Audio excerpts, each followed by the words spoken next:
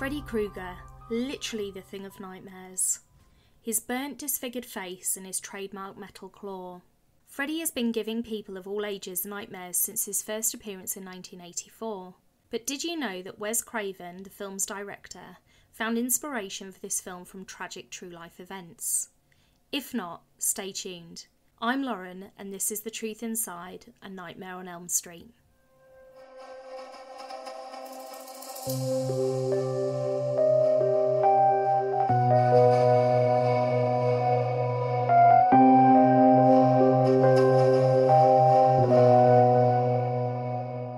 For those that are unfamiliar with the iconic 1984 film, the short version is that Freddy Krueger, the film's villain, is a dream demon that kills teens in their dreams, which in turn kills them in reality.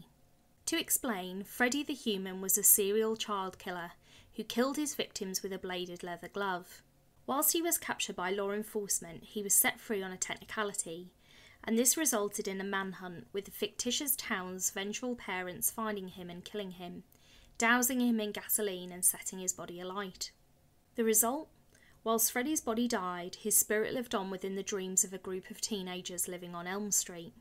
He preyed on these victims by entering their dreams and killing them. It's certainly a terrifying concept.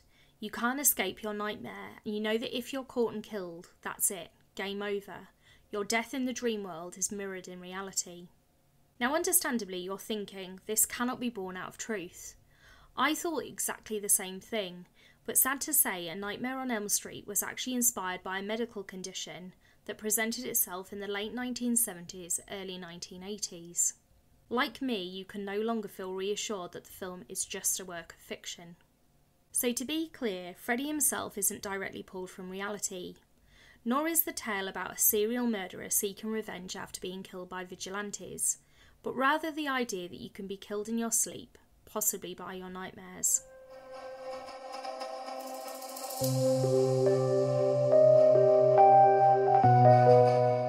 The boy dreamt of being chased, and often woke up terrified.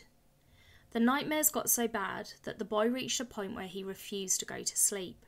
He'd do anything to avoid it, actively forcing himself not to fall asleep, night upon night.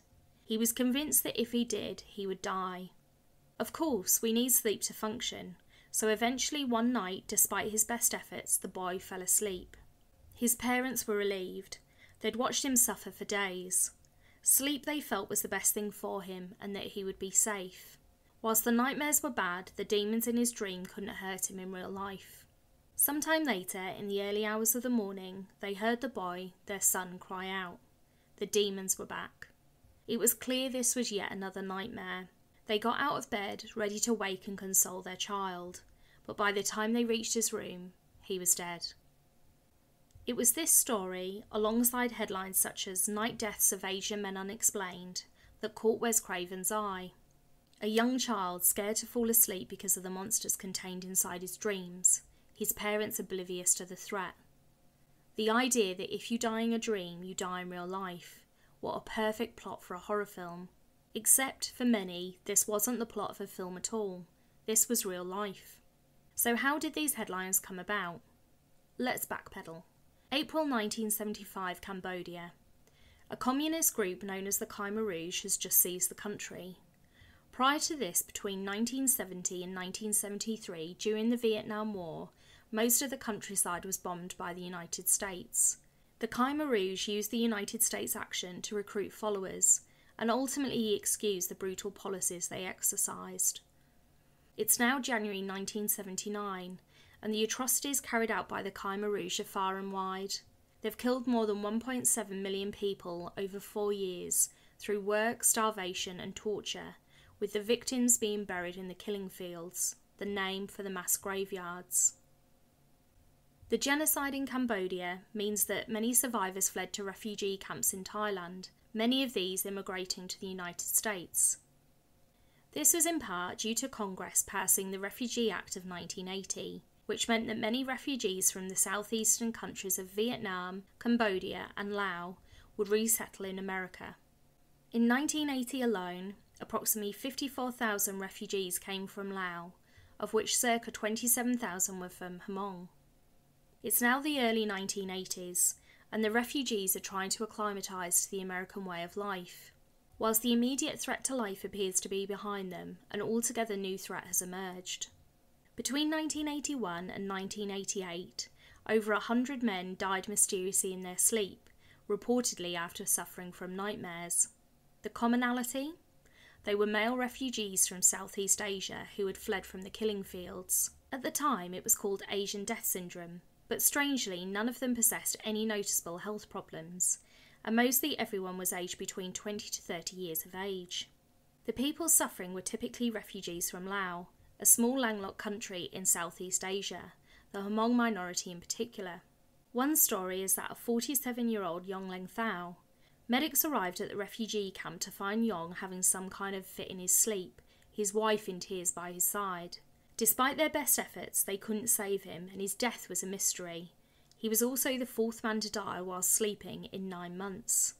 Another story is the one you heard earlier, of the refugee family who fled the killing fields and came to America, only for their son to start experiencing terrible nightmares and dying in his sleep. So what caused these mysterious deaths? Surely it wasn't some dream demon like Freddy Krueger. Well, there have been a few theories.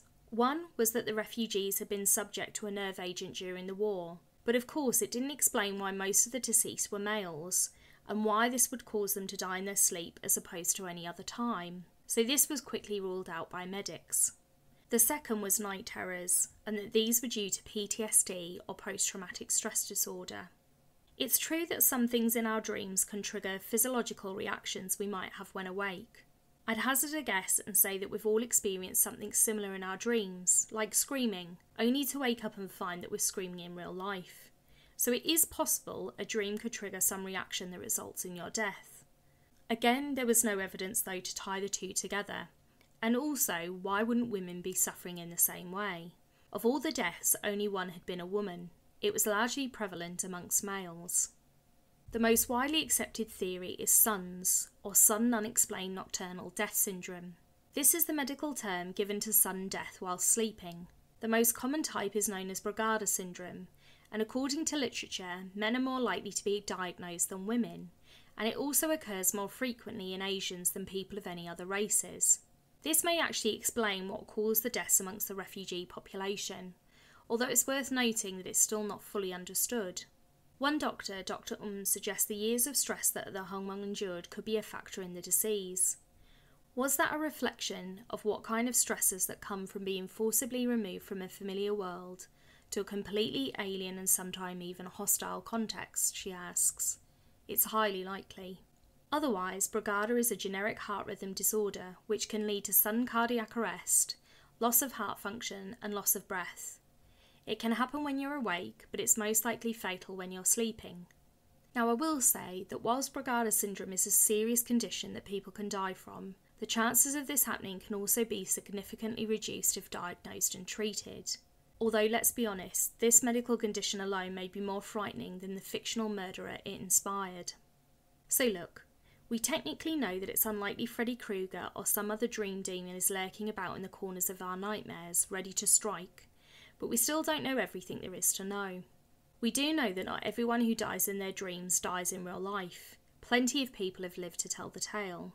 But equally, of the people who did die, who's to say what they were dreaming about at the time? Was it of fluffy bunnies hopping around in a field, or was it looking into the eyes of a demon? And that exact question is why A Nightmare on Elm Street is so powerful. Sweet dreams. Thank you for joining me as we discuss the truth inside true crime, mysteries and legends from around the world. As terrifying or as uncomfortable as the truth may be, as Theodore Roosevelt once said, in the end the most unpleasant truth is a safer companion than a pleasant falsehood. Until next time.